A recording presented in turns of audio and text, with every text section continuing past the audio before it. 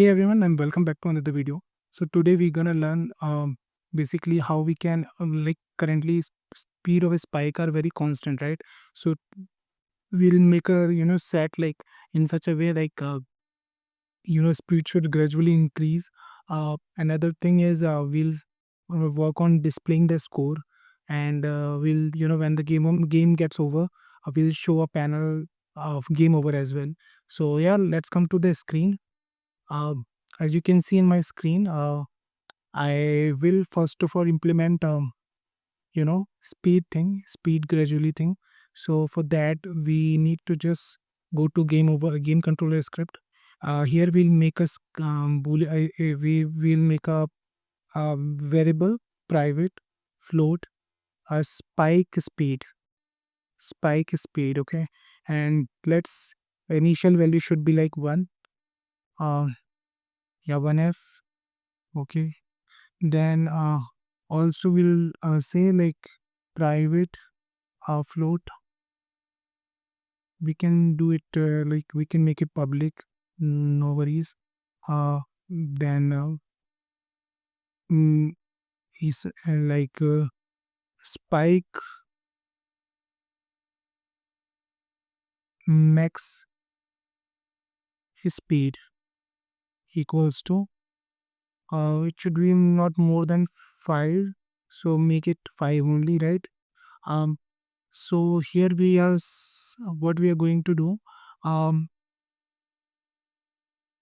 in the update function, we'll do one thing: public void uh, make a function increase speed in uh, see,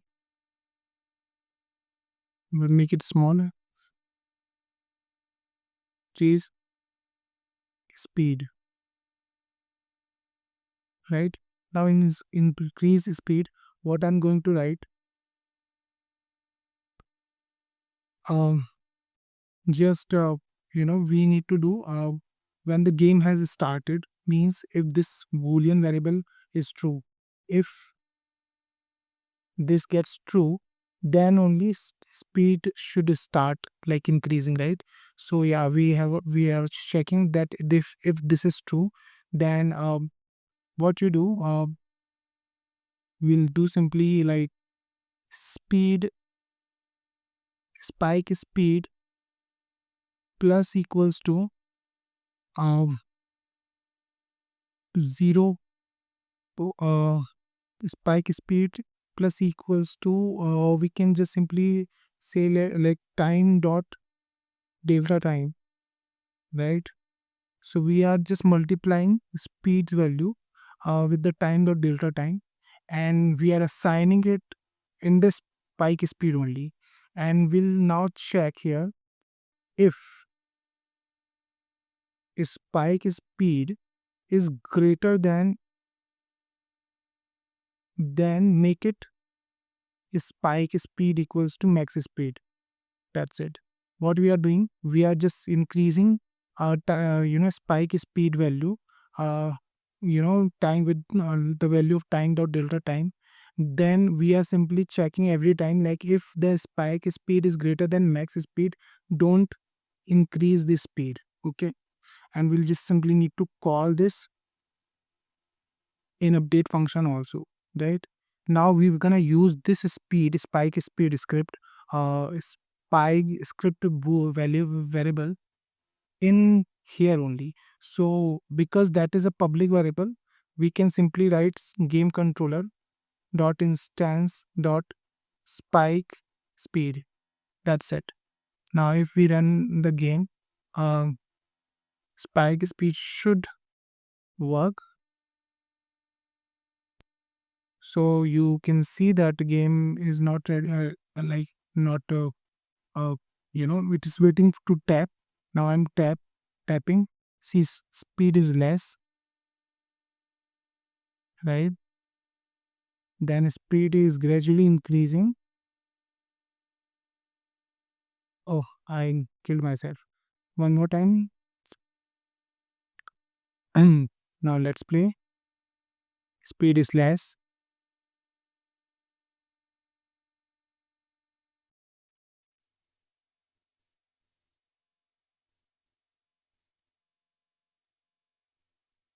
but you can see that spike speed is increasing, right? Speed is already like 5, which was so much. Like here you can see that spike speed in the here its value is 1 and max value is 5, right? So just look at this. Now the value is increasing. Spike speed you in the inspector you see, and now it became 5, right? So when it became 5, then the speed got constant. You can change if you want. You can increase the speed, like max speed can be 10, so it will work for 10. Like it will go for 10, then it will stop increasing. Let's try how fast it will be, but it's getting so like so so fast, right? So just we can use it like 5 only. That will be good enough. Well, okay. Now we gonna implement one more functionality to show the score. Okay. So how we gonna do it? That we first of all in UI we gonna create a text component, TextMax Pro, where just simply give the name text score. Then we will put like 0, and here we just simply need to increase the font size. Before that, I'll just make it little bigger. I'll give how should I 100. 100 is less. 500 plus 500, yeah, this is okay. Now you just 500, just scroll a bit. My bad. Just make it over here. Now what we are going to just make increase the size of it. Okay, I'm making it 400. Right now what we are going to do, like every sometime, after every sometime, this score should increase. So in the game controller, we need to just create a variable to display the score. What we are going to do, make a score variable, serialize field, private, score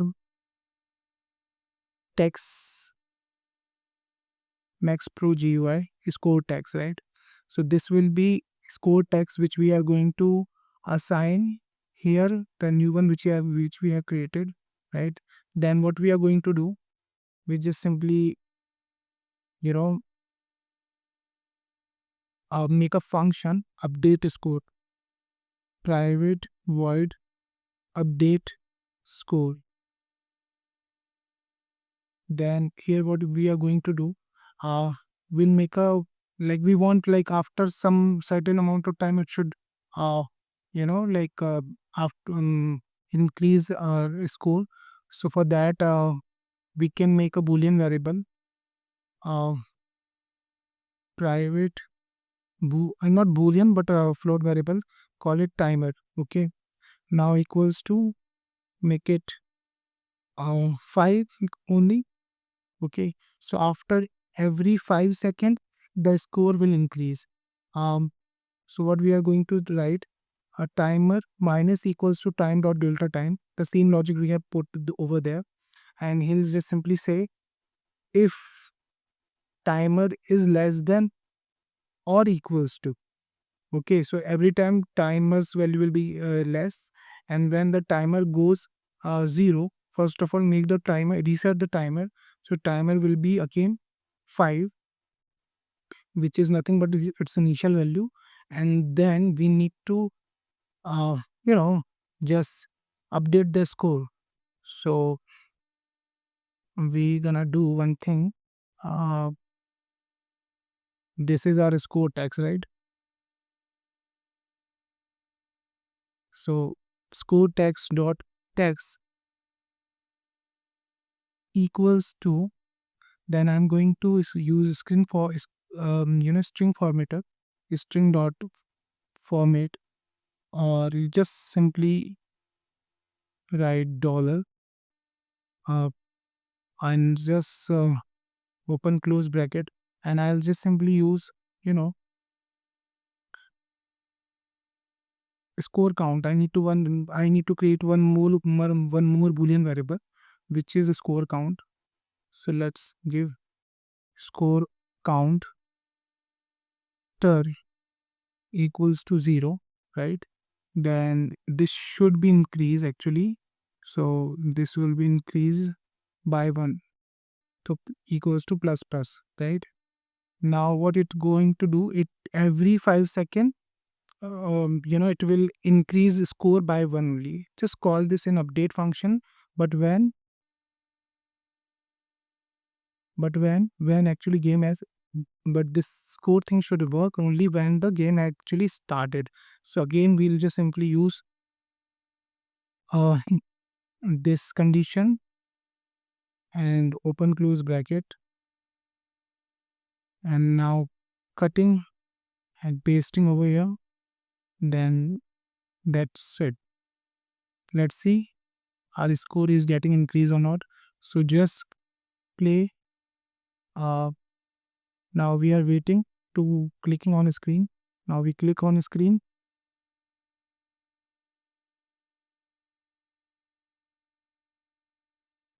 Okay, my bad. We did not, uh, you know, mm, uh, this one we have uploaded, but what is happening?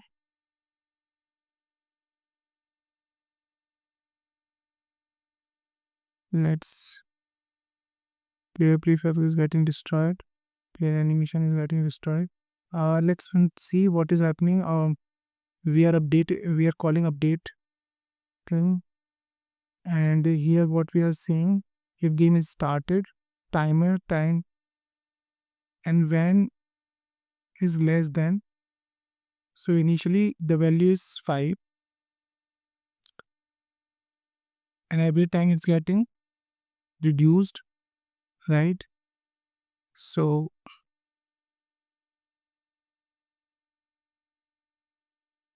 let's make a debug. Let's put a debug.log, and whether it's going in this condition or not, right? Uh, Put a breakpoint over here, attach to Unity process, and we need to just simply assign this and click over here, and let's see what is happening.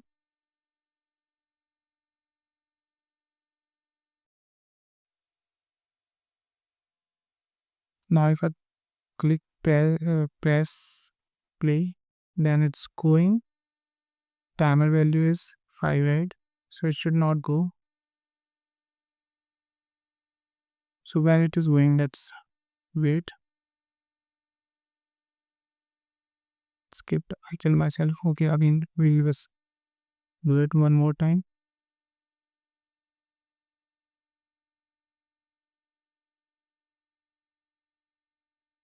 Now it's working. It's working, but the value is actually, you know, it became 1, right? So it's working the amount which it's working, but why it's not showing? It showed, right? It showed. The value which we have assigned, which is 5, is very high. So let's put it 1 only, right? Every 1 second it should um, work. So timer value should be 1 again. Now this should work. Remove debugger. Yeah, removed the debugger as well.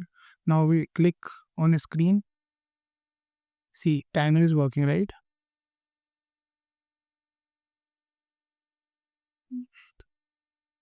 Right.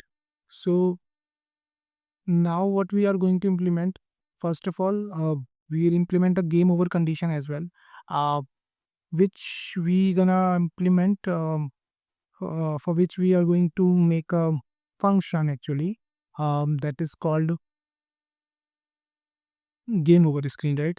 So for that we are simply need to create a public void game over, game over, right?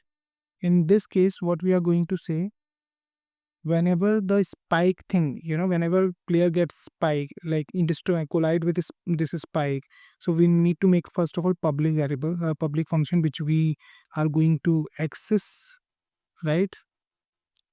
So for that, or else what we can do, we'll use delegate and even, which we have covered in the previous topic. So let's make it private only. So what we are going to do first, whenever the game gets over, is game started, this variable should be false, right? So that all the things like updating score, moving the camera, and another thing is you know camera movement, everything gets a stop, right? So the everything whatever is going currently, everything gets a stop. So let's make it first of all false. Then we will put now debug.log, which is that game gets over, right? And then after, like, once this function gets started working, what we are going to do, we are basically show a pop-up says game gets over, right? So for that, first of all, we're going to create a delegate here. Let's make a delegate public, not here actually, but or just simply use normal function rather using delegate, which will be more convenient for all of us. So let's when it get destroyed, not destroyed in this thing, right? So when my player gets destroyed, here I need to just simply call function gain controller dot instance dot uh, gain over, which is not a you know public variable, a public function. So make it public, make a public. Then so what we are saying that whenever game gets over, I mean player gets destroyed, you need to just simply game should often gets over, that's it. So let's play and see. So in the debug.log, we're gonna see, let's go console, window, general, and console. So in the console screen, we're gonna see some logs when when the game gets over. Seeing game gets over and everything got stopped. Like camera is moving, no, nothing is moving, right? Everything got stuck, right? So yeah, it's working fine. In the next video, we'll just basically work on UI stuff, um, to show score and high score as well. And yeah, user player can replay the game as well.